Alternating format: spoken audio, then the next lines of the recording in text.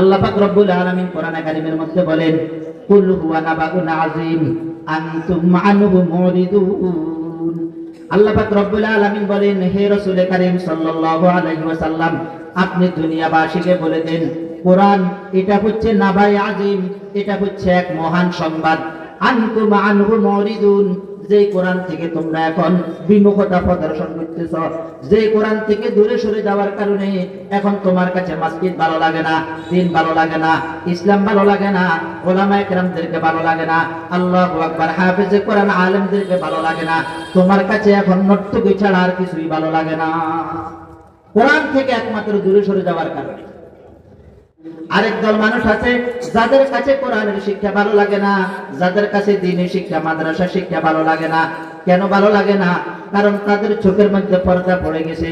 অশ্লীল ছবি দেখতে দেখতে, বেগানা নারী দেখতে দেখতে, গুনাহের কাজগুলা দেখতে দেখতে তাদের কানের মধ্যে পর্দা পড়ে গেছে। অশ্লীল গান শুনতে শুনতে, খারাপ জিনিসগুলা শুনতে শুনতে তারা গুনাহ করতে করতে তাদের কলবের মধ্যে আল্লাহু আকবার পর্দা পড়ে গেছে। এই জন্য এখন তারা সঠিক জিনিসটা চোখেও দেখে না, কানেও শুনে না, কলব দিয়েও তারা বোঝার চেষ্টা করে না। শুনতে শুনতে নগমহায়ে মাহফিলে বিদআতে কো, শুনতে শুনতে নগমহায়ে মাহফিলে বিদআতে কো, काने बहरे हो गए दिल बदमजा होने को है।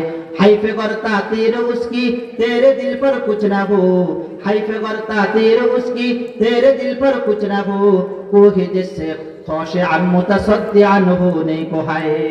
আল্লাহর আয়াতে বলেন, ও দুনিয়ার মানুষেরা, অশ্লীল ছবি দেখতে দেখতে চোখের মধ্যে পর্দা পড়ে গেছে। এই জন্য এখন আর হক জিনিস দেখে না, হক জিনিস দেখে না। গান শুনতে শুনতে কান বড়া হয়ে গেছে, কানের মধ্যে পর্দা পড়ে গেছে। গুনাহ করতে করতে, গুনার উপর ইসরার করতে করতে এখন দিলের মধ্যে পর্দা পড়ে গেছে। এখন আর কবরের আযাবের কথা ভুলে গেছে, জাহান্নামের আযাবের কথা ভুলে গেছে, আল্লাহ পাকের আযাব ও গজবের কথা ভুলে গেছে। আল্লাহু আকবার। যেই কোরআনের প্রভাবে পাহাড় পর্যন্ত বিধ হইয়া যায়, অথচ এই কোরআনের প্রভাবে এদের দিলগুলা পর্যন্ত নড়ে না। हाइफे करता तेरे उसकी तेरे दिल पर कुछ ना हो, हाइफे करता तेरे उसकी तेरे दिल पर कुछ ना हो, कोई जिससे खाशिअन मुतसद्दिआन होने को है। এই জন্য তো তারা কোরআনের শিক্ষার বিরোধিতা করে, এই জন্য তো তারা ধর্মীয় শিক্ষক নিয়োগ দিতে প্রস্তুত নাই, যদিও গানের শিক্ষক নিয়োগ দেওয়া তাদের কাছে আনন্দ করে দেয়। কারণ অশ্লীলতা করতে করতে দিলে এখন কি পড়ে গেছে? পর্দা পড়ে গেছে। আখিরাতের যে একটা প্রস্তুতি আছে, কবরের যে একটা প্রস্তুতি আছে, কবরের পরীক্ষায় যে তাদেরকে কোরআন থেকে জিজ্ঞাসা করা হবে, এই কথাটা তারা এখন ভুলে গেছে।